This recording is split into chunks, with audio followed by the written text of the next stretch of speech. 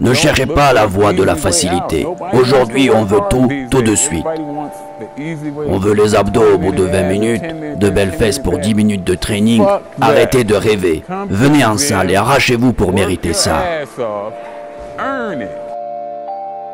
J'étais entièrement voué à ce sport. Les gens me disaient, tu vas pas réussir, tu vas finir par crever comme ça. Je leur répondais, je préfère mourir en faisant ce qui me plaît, plutôt que vivre comme un faiblard sans volonté. Je suis C.T. Fletcher, 6 fois champion du monde, 3 fois au développé couché et 3 fois champion du monde au curl biceps dans la catégorie Nati. Aujourd'hui, je suis plus aussi fort qu'il y a 20 ans. Mais vous pouvez voir mes vidéos, comment j'entraîne mes athlètes dans un esprit qui sort un peu du commun. Je veux qu'ils soient forts et respectueux.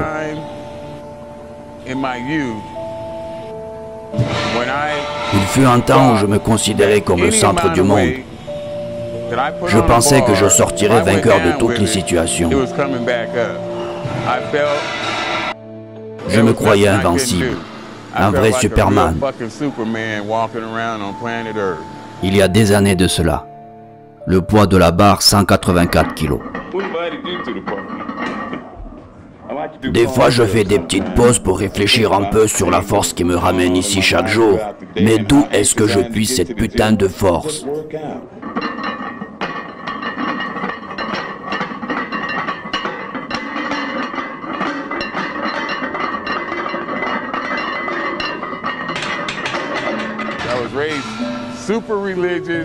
J'étais éduqué par un prêtre très religieux et très sévère qui me battait pendant son temps libre.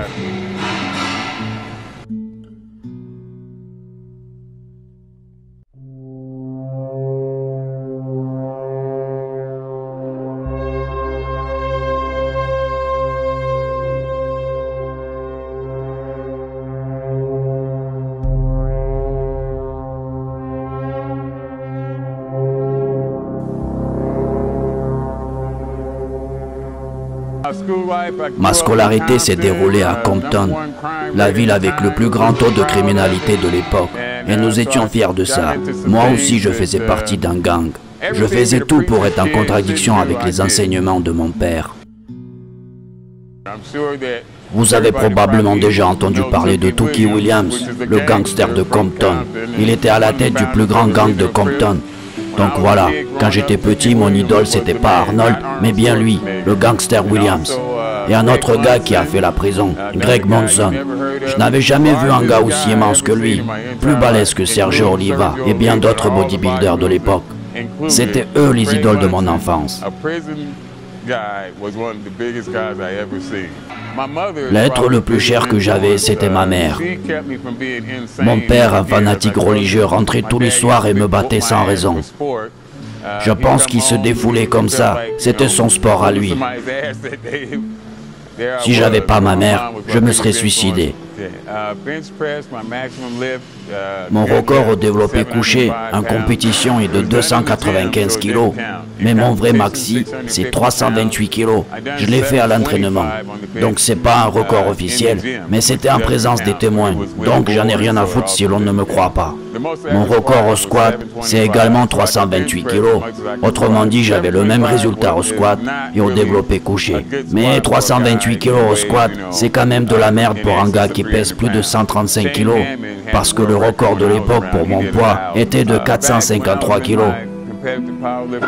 Quand j'étais au sommet de mon art en powerlifting, l'alimentation c'était une sorte d'amusement pour moi. J'avalais des tonnes de nourriture, j'étais une véritable machine à bouffer.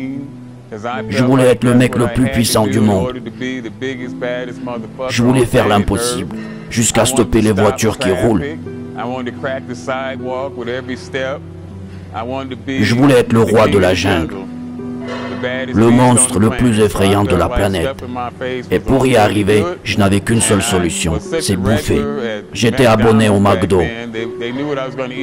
Je commandais tous les jours à midi 4 Big Mac 2 shakers et 4 gâteaux aux pommes. Et je bouffais ça pendant 20 ans, dans ce foutu McDo. Je me disais à moi-même, t'es le number one, t'es le meilleur. J'étais taré. Une fois au championnat du monde, lors de l'échauffement, j'ai crié aux autres participants, « Qui d'entre vous pense me vaincre? Vous savez très bien que je vais vous éclater. Vous pouvez déjà rentrer chez vous. » J'étais dans cet état d'esprit à l'époque. Oui, je me considérais comme le badass du monde. Qu'est-ce qui s'est passé après? En 2005, mon rapport à la vie a complètement changé. Le jour où on m'a hospitalisé pour opérer le cœur. J'y ai passé je ne sais combien de temps. Depuis, je déteste les hôpitaux.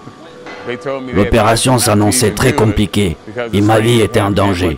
La pression artérielle était tellement élevée que je pouvais faire une crise cardiaque à tout moment. J'étais à 2 doigts de la mort. Mais j'ai survécu. Après ça, j'ai dû laisser tomber le powerlifting et j'ai perdu beaucoup de poids pour éviter une opération.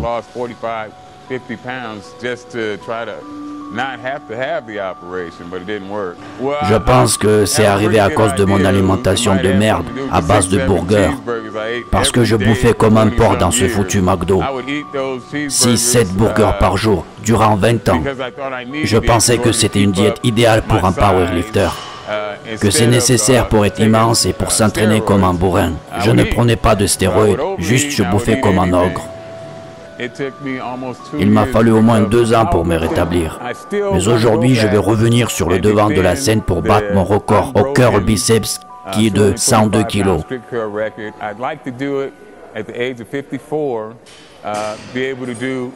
Oui, à l'âge de 54 ans, je vais faire aussi bien qu'à mes 30 ans.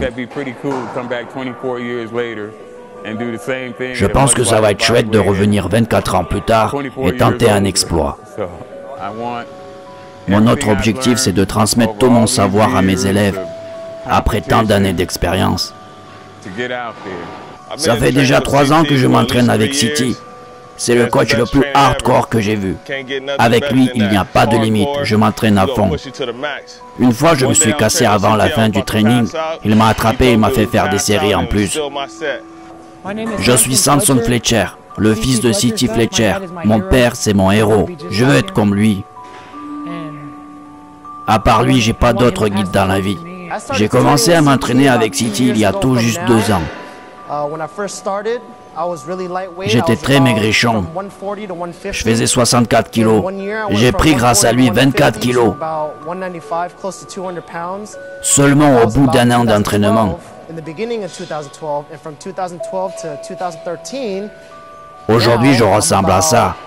Je fais à peu près 85 kilos, nati et très peu de gras.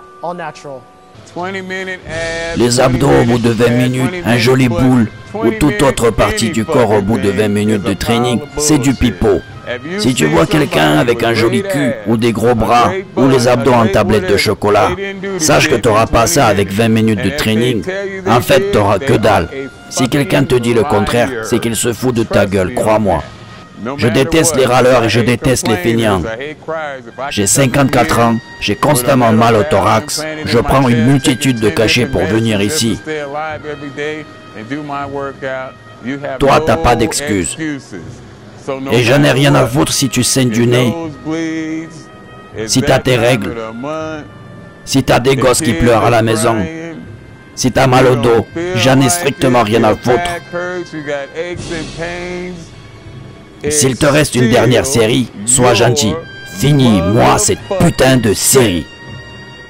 Compris?